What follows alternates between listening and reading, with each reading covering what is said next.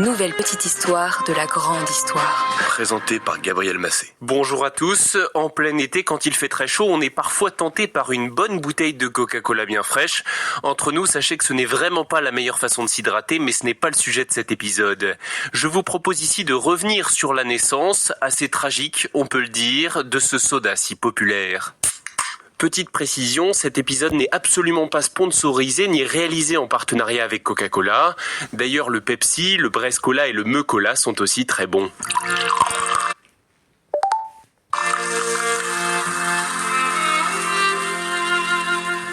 L'inventeur du Coca-Cola se nomme John Pemberton. Il est né le 8 juillet 1831 aux États-Unis, dans l'État de Géorgie. Il étudie la botanique et s'intéresse à la médecine, notamment des plantes et des substances chimiques, pour devenir pharmacien. Genièvre, racines de noyer, fraises sauvages, griffes de renard, ailes de libellule, sauge, sel et laurier. Entre 1861 et 1865, la guerre de sécession déchire l'Amérique et John Pemberton reçoit un coup de sabre à la poitrine lors de la bataille de Columbus en avril 1865. La blessure est sévère et Pemberton manque d'y passer. Pour diminuer la douleur, les médecins lui administrent de la morphine. Cet opiacé était déjà utilisé à l'époque comme analgésique, mais la morphine c'est avant tout une drogue. Et Pemberton devient accro. Très accro. Il me faudrait un breuvage. Un breuvage pour se libérer de son addiction, c'est ce que John Pemberton se met alors à chercher.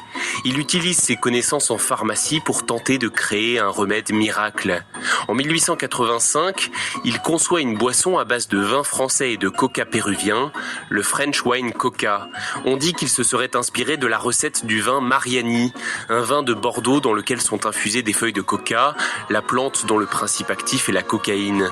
Dans sa pharmacie à Atlanta, Pemberton commercialise sa première boisson au coca, qui est alors décrit comme un puissant aphrodisiaque. C'est grand danger de boire ce breuvage. Il y faut moult de courage. Moult de courage. Seulement voilà, en 1886, la ville d'Atlanta impose la prohibition, c'est-à-dire l'interdiction de l'alcool.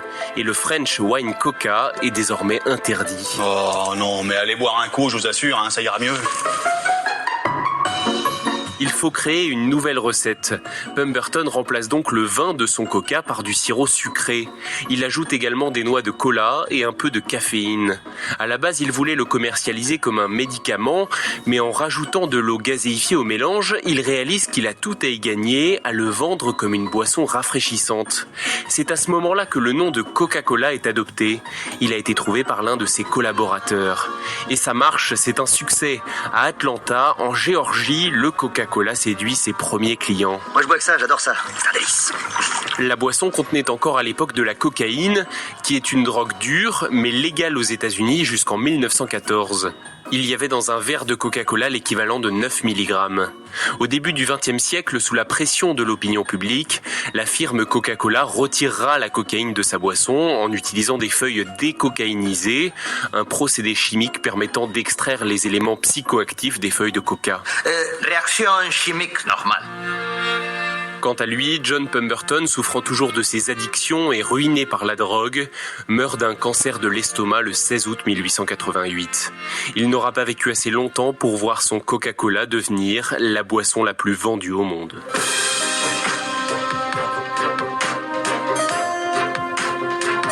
Merci d'avoir écouté cet épisode.